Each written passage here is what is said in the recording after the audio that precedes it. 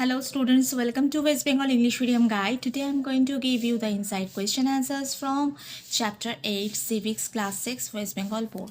Let's start. At first we have a fill in the blank from the chapter. While people in rural areas mainly practice primary occupations, people living in urban areas follow secondary and tertiary occupations. Next question answer part. What is the aim of Deen Dayal Antyodaya Yojana?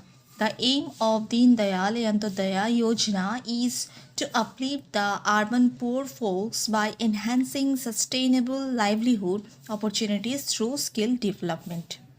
Next, under which ministry the Deen Dayal Antyodaya Yojana was launched? Deen Dayal Antyodaya Yojana was launched under the Ministry of Housing and Urban Poverty Alleviation, HUPA. From these questions, you can learn the full form of HUPA. This is also an important question from this chapter. Number 3, how much amount has the government of India provisioned for the scheme Deen Dayal Antyodaya Yojana? Rupees 500 crore.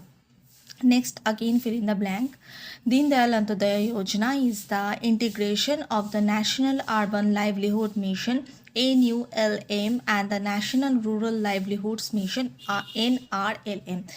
Each and every full forms of these abbreviations are important. Okay, learn these abbreviations carefully from this question answers. Okay, number 5, which mission is renamed by Deen Dayal Antyodaya Yojana? National Urban Livelihood Mission. What is the other name of National Urban Livelihood Mission? Rashtriya Sahari Ajivik Mission. How many towns and cities have the programs covered? 790 towns and cities. How many types of urban workers are there? There are 4 types of urban workers: self-employed, casual workers, permanent workers, professionals. Next one, who are self-employed? People who have their own businesses like hawkers, vendors, cobblers, rickshaw pullers, shop owners, etc. are called self-employed. They have their own shops or stalls. Next, who are casual workers? People who do not have permanent jobs like domestic help, people working in factories, workshops, etc. are called casual workers. Who are permanent workers? People who have permanent jobs in offices, banks, etc. are called permanent workers. Who are professionals? People who do work that require special education, training, and skill, like lawyers, doctors, etc., are called professionals. Who are hawkers or vendors? People who sell things on the streets or roads in cities are referred to as hawkers or vendors. Why do the self-employed workers have no security in their jobs?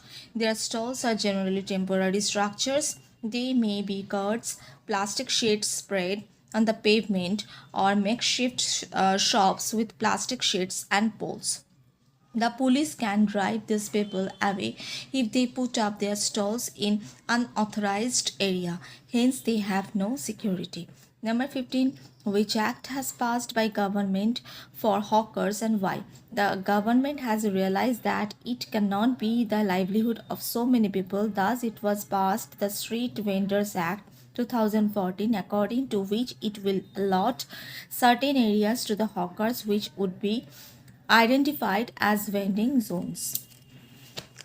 Next one, which items are sold in marketplaces? Garments and electronic items. Permanent shops are given a license to do business by municipal corporation.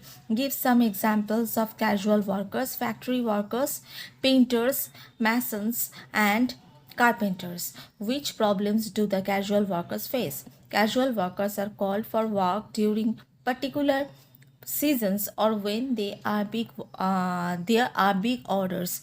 The rest of the time they have to find other employment. Since their jobs are not permanent, they have no job security. If they fall sick, they lose their earnings. If they complain about the working conditions or their salary, they are asked to leave.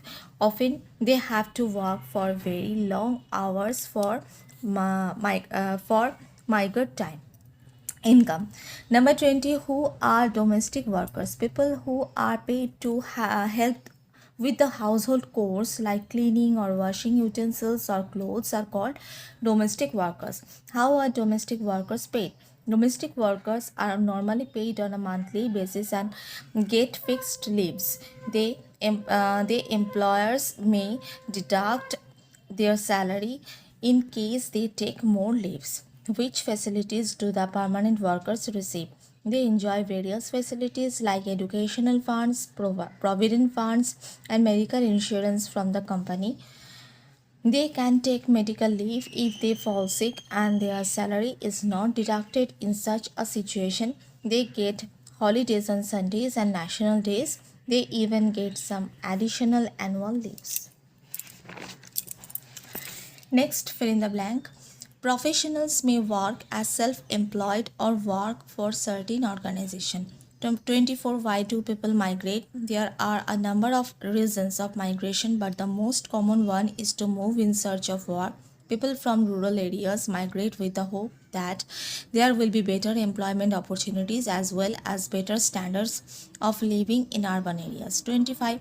What are the problems of large scale migration?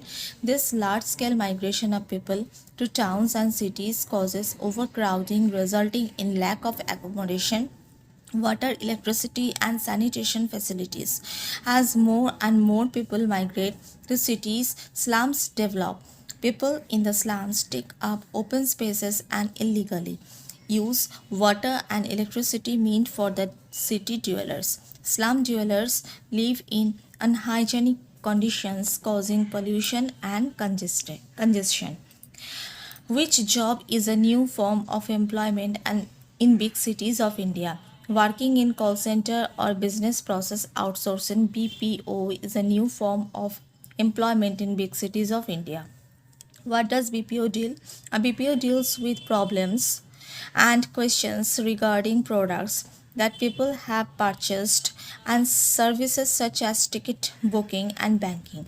What are the challenges faced by the street vendors and how have the governments addressed them? Street vendors face challenges like traffic obstruction. The government has introduced misuses like hawking sorry measures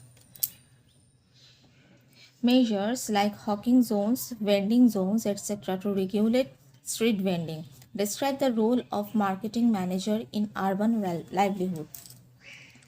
A marketing manager is responsible for managing the marketing resources of a product or business, which includes promotions, advertising, and marketing research.